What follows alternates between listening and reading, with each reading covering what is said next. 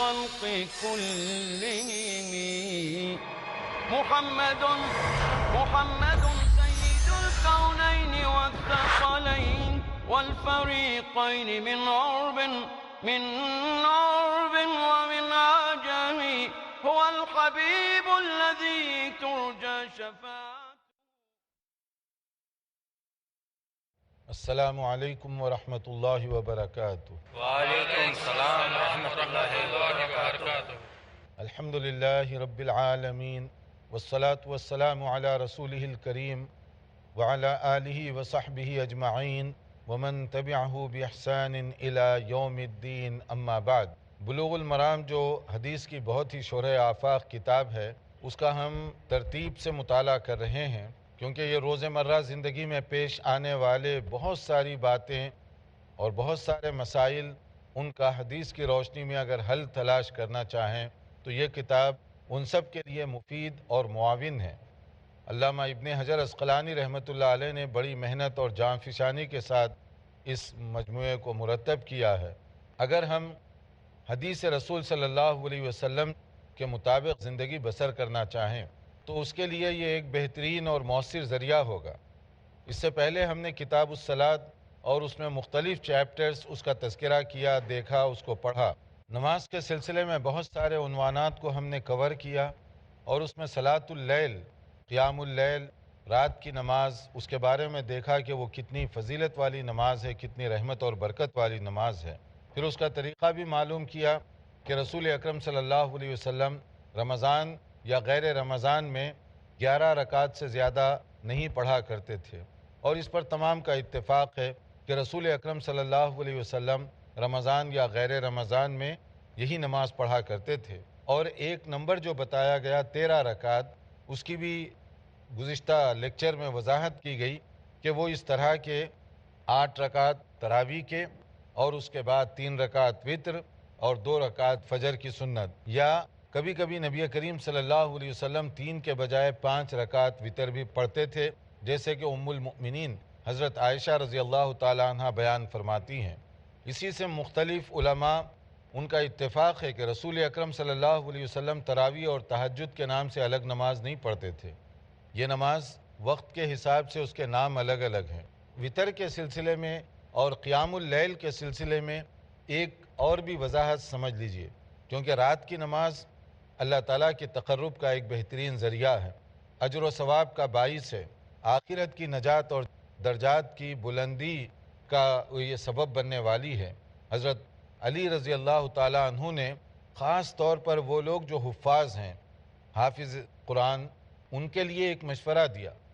اس مشورے کو ہم ذہن میں رکھیے. فرماتے ہیں عن علی بن ابی طالب رضی اللہ تعالیٰ عنہ قال، حضرت علی بن ابی طالب فرماتے ہیں قال رسول اللہ صلی اللہ علیہ وسلم، کہ رسول اکرم صلی اللہ علیہ وسلم نے یہ فرمایا ہے اوتروا یا اہل القرآن فإن اللہ وتر یحب الوتر، کہ اے قرآن کے حاملین تم وتر کا اہتمام کرو، اور ویسے بھی اللہ تعالیٰ وتر ہے اور وتر کو زیادہ پسند فرماتے ہیں.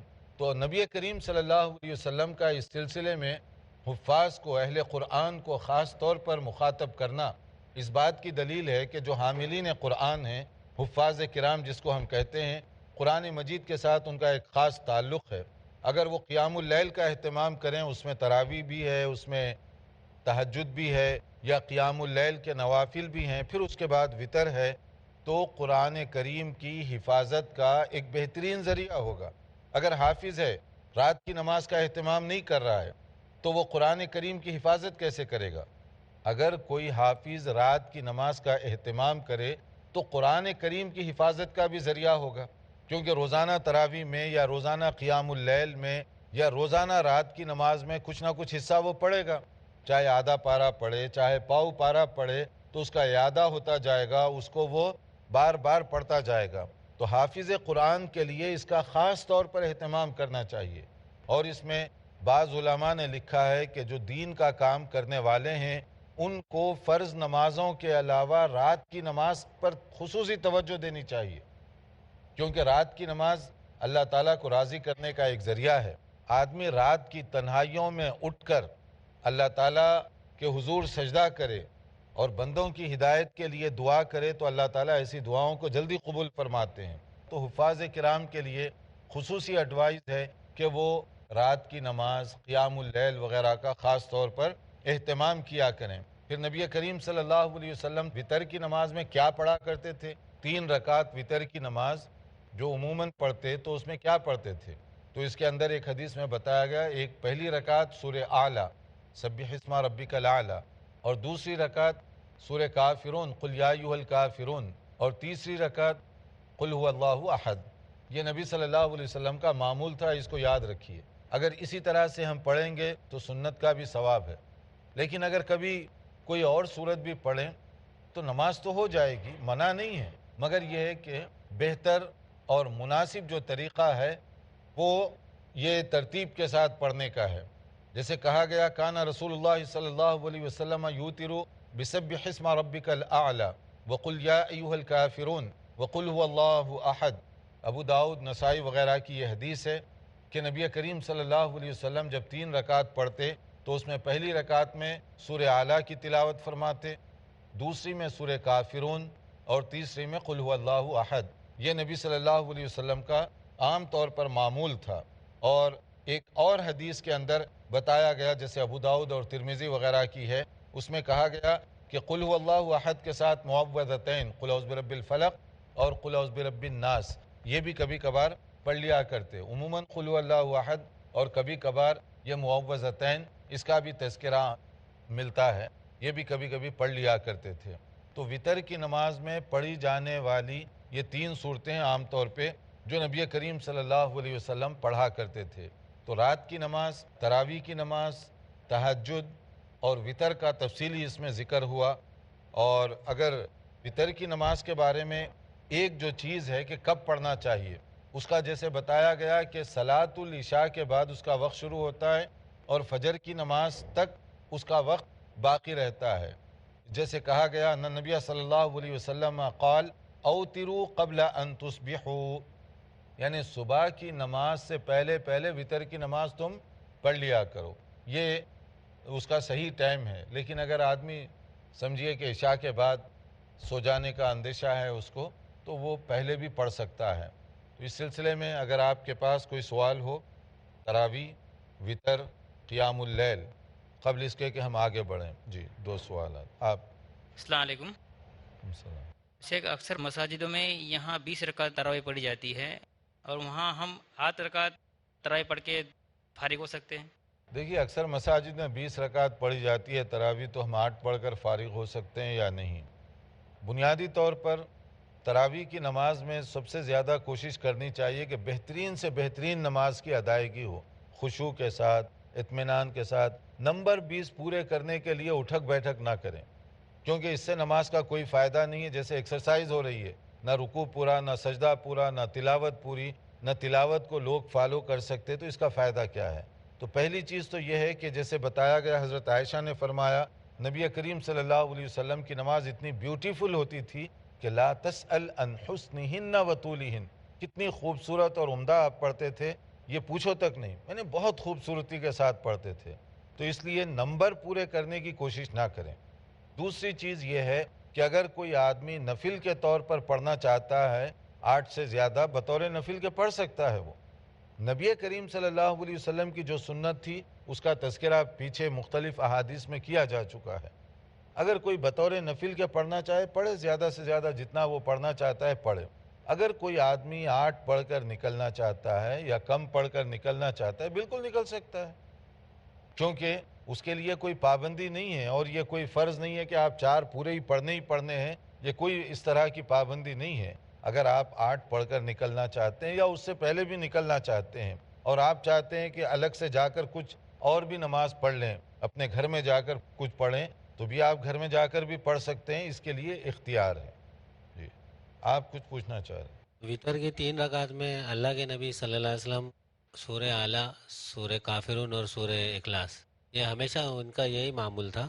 ہاں، وتر کی نماز میں کون سی صورتیں پڑھنی چاہیے؟ تو نبی صلی اللہ علیہ وسلم کا جو معمول تھا، یعنی عموماً وہ یہ پڑھا کرتے تھے، لیکن اس کے علاوہ اگر کوئی آدمی پڑھنا چاہے تو پڑھ سکتا ہے، کوئی بھی صورت وہ پڑھ اچھا، اور سکتا اگر ہے۔ 1 رکعت وتر پڑھنی ہو تو کوئی بھی سورہ پڑھ سکتے ہیں. ہاں، ایک رکعت آپ پڑھ لیں اور صرف قل هو اللہ احد پڑھ لیں تو کافی ہے. جزاک اللہ. جی، آگے اس کے بعد ہمارا جو دوسرا اور نیا چیپٹر شروع ہو رہا ہے وہ اس اعتبار سے بہت اہم ہے کہ اس میں یہ جو عام اور بھی کچھ نوافل ہیں جو وطر یا جو 12 رکعت یا اس کے علاوہ ہے جنرل، جیسے ہم لوگ کہتے ہیں چاشت کی نماز یا اشراق کی نماز یا صلاۃ الضحیٰ وغیرہ وغیرہ، اس کی کیا حیثیت ہے اور کیا اس کو پڑھنا چاہیے یا نہیں پڑھنا چاہیے. صلاۃ الضحیٰ یعنی سورج نکلنے کے بعد جو نماز پڑھی جاتی ہے، فجر کی نماز کے بعد جب سورج اچھی طرح سے نکل جائے تو جو نماز پڑھی جاتی ہے. صلاۃ الضحیٰ کے بارے میں مختلف احادیث ہیں اور اس کی تعداد بھی الگ الگ بتائی گئی ہے، جو کہ 2 رکعت سے 12 رکعت تک بنتی ہے، کم سے کم 2، زیادہ سے زیادہ 12. اور اس کے پڑھنے کا جو ایک فائدہ بتایا گیا کہ آدمی کے جسم میں جو جوڑ ہوتے ہیں تو یہ نماز کی وجہ سے جسم کا جو بدن کے جو جوڑ ہیں جوائنٹس، ہر ایک کی طرف سے گویا ایک کفارہ دیا جا رہا ہے. اب الگ سے تو آدمی کفارہ دے نہیں سکتا، نہ صدقہ دے سکتا ہے. اگر یہ 2 رکعت ادا کر لے تو عموماً وہ سمجھیے کہ اپنے بدن کی طرف سے اس کا ایک کفارہ ہے. یہ اس کا ایک فائدہ بتایا گیا. اور اس کا وقت طلوع آفتاب سے لے کر جب سورج میں گرمی پیدا ہو جائے، جس کو حدیث میں کہا گیا حین ترمز الفصال، جو اونٹنی کے بچے ہیں چھوٹے، ان کے پاؤں جب گرم ہونے لگیں، یعنی ذرا سا گرمی میں شدت پیدا ہو جائے تھوڑی سی، تو وہ جو ہے بچے ان کے پاؤں گرم ہو جاتے ہیں، سورج نکلتے ہی نہیں ہوتے تھوڑی دیر کے بعد، تو اس وقت تک اس کا ٹائم باقی رہتا ہے. تو اس کی نماز کے پڑھنے کے سلسلے میں نبی کریم صلی اللہ علیہ وسلم سے کیا احکام ملتے ہیں، اس کے لیے دیکھتے رہیے ہمارا پروگرام. ایک مختصر وقفے کے بعد انشاءاللہ حاضر ہوں گے. محمد سید الکونین والثقلین. ناظرین، وقفے سے پہلے ہم بتا رہے تھے کہ صلاۃ الضحیٰ یعنی جس کو ہم چاشت اور اشراق کی نماز وغیرہ کہتے ہیں، اس میں کیا ہے نبی صلی اللہ علیہ وسلم کے معمولات اور فرامین. اس کا خلاصہ یہ کہ وہ 2 رکعت سے 12 رکعت تک کی گنجائش ہے. سورج نکلنے کے بعد سے جب اس کے اندر اچھی طرح گرمی پیدا ہو جائے، یعنی گرمی کا مطلب ہے کہ زوال سے بہت پہلے جب گرم ہو جائے سورج، تو اس وقت تک اس کا وقت باقی رہتا ہے. اگر اس دوران کوئی پڑھنا چاہے تو یہ پڑھ سکتا ہے. یہ کوئی ایسے نہیں کہ سنت موقدہ ہے، واجبات ہے، اس طرح کی نہیں ہے، مگر یہ پڑھنے سے اس کا فائدہ ہوگا. نہ پڑھنے والوں کے لیے کوئی حرج نہیں ہے. جیسے آپ دیکھیں گے کہ نبی کریم صلی اللہ علیہ وآلہ وسلم کے متعلق جو مختلف باتیں ہیں، ان میں سے ایک حضرت عائشہ فرماتی ہیں کانا رسول اللہ صلی اللہ علیہ وسلم یصلی الضحیٰ 4 ویزید ما شاء اللہ. صحیح مسلم کی یہ حدیث ہے کہ نبی کریم صلی اللہ علیہ وسلم 4 رکعت پڑھا کرتے تھے، اور کبھی کبھی اس میں حسب توفیق اضافہ بھی فرما لیا کرتے تھے. اور یہ بھی نبی صلی اللہ علیہ وسلم کے بارے میں حضرت عائشہ ہیں کہ جب آپ سفر سے واپس آتے، کبھی کوئی اس طرح کی بات ہوتی تو عموماً اس وقت پڑھا کرتے تھے یہ نماز. یہ حضرت عائشہ رضی اللہ تعالیٰ عنہ کا ایک بیان کا انداز ہے کہ نبی کریم صلی اللہ علیہ وسلم غائب یعنی سفر وغیرہ پر جاتے، اس کے بعد کبھی واپس تشریف لاتے تو عموماً اس وقت آپ اس کا اہتمام کیا کرتے، یعنی کبھی کبھار اہتمام کرتے. یہ حضرت عائشہ رضی اللہ تعالیٰ عنہ کا بیان ہے. تو یہ جو نماز ہے غیر فرض نماز ہے، غیر سنت موقدہ ہے. اگر کوئی آدمی پڑھے تو اس کا یہ ثواب رکھا ہوا ہے. اور جو آدمی کے پاس وقت ہے، جو اس کی کوشش کر سکتا ہے، یہ جو ثواب کی چیزیں ہیں اس سلسلے میں بھی ہم دلچسپی کا مظاہرہ کریں تو زیادہ فائدہ ہوگا. کیونکہ نماز فرض ہم پڑھ کر بس کر دیں تو فرض تو ہو گیا، لیکن اگر اس میں کوئی کمی رہ گئی، کوئی لغزش ہو گئی، بھول چوک ہو گئی، تو اس کے کمپنسیشن کے لیے بھی یہ ذریعہ ہے، اور اس کی اپنی جگہ فضیلت اور اس کا اجر و ثواب بھی اللہ تعالیٰ نے مقرر فرمایا، تو اس سے زیادہ فائدہ ہمیں اٹھانا چاہیے. اب آئیے اس کے بعد ایک نیا چیپٹر ہے جو بہت اہم ہے، وہ ہے جماعت اور امامت کے مسائل. جماعت کے ساتھ نماز. جماعت کے ساتھ نماز کی اہمیت کیا ہے؟ دیکھیے، اسلامی طور پر جماعت کے ساتھ نماز ہی اصل ہے مردوں کے لیے.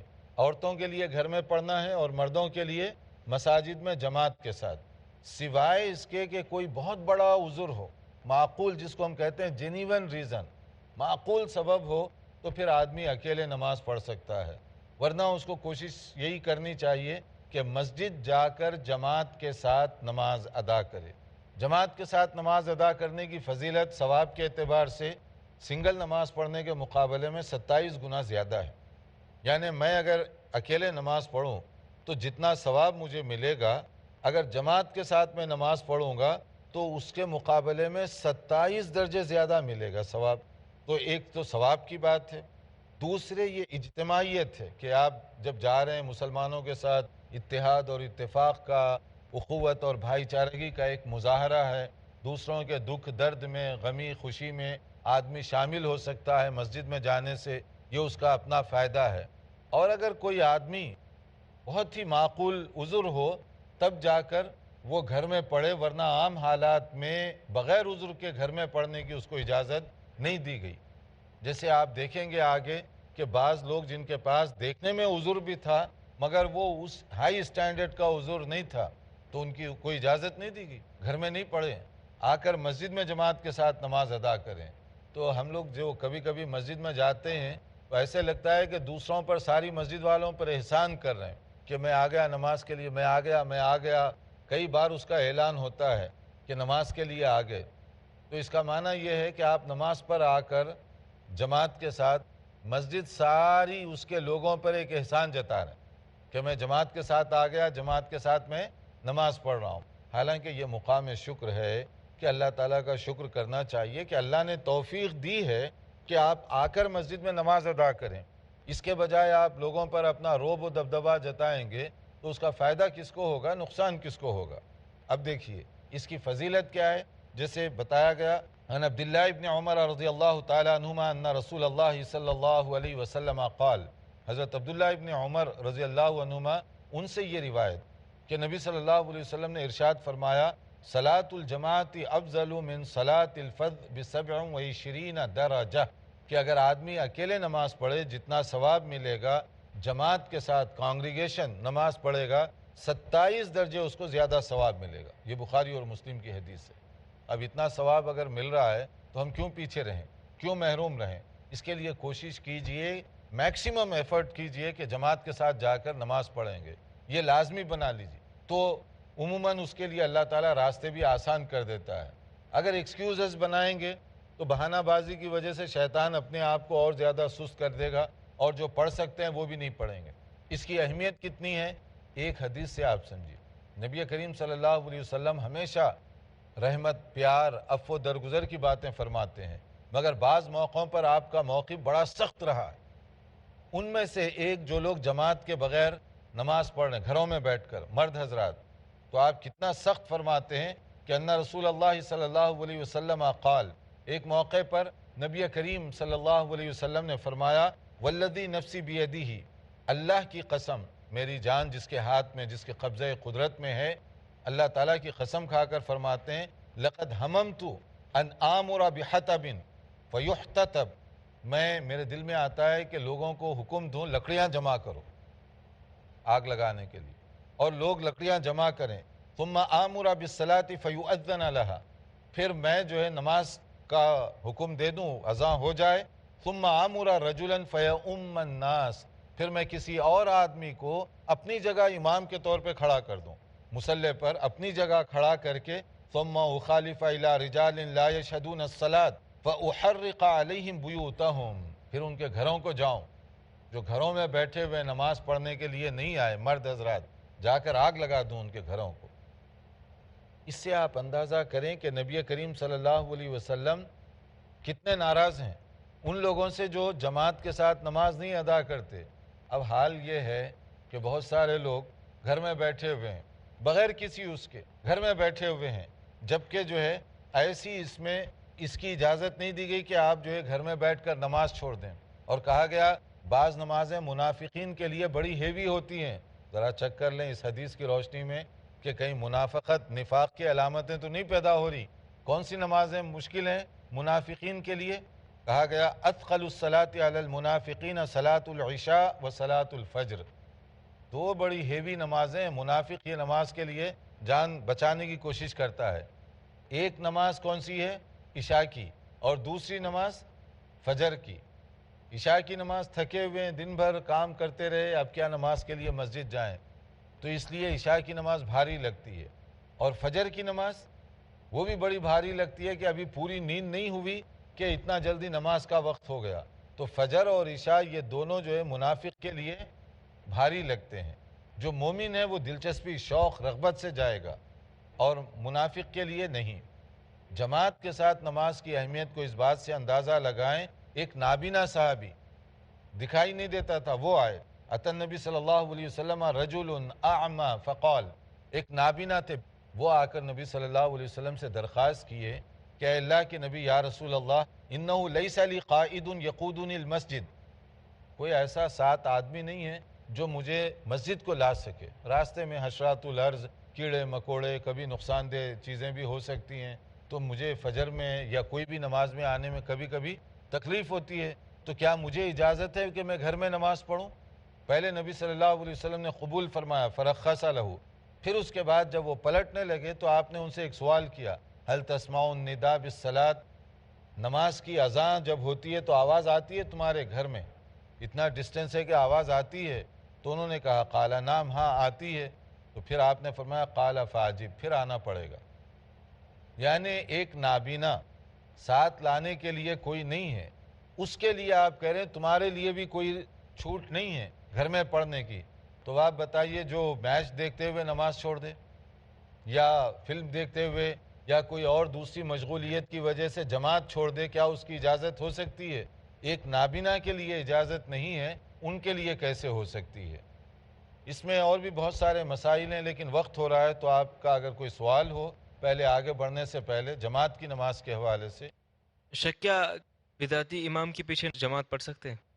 اگر کوئی ایسا آدمی ہے بدعتی امام، اس کا آ رہا ہے امامت کے جو آداب ہیں اس کا ذکر آئے گا کہ امام جو ہے متقی پرہیزگار ہونا چاہیے، دین کو سمجھنے والا ہو.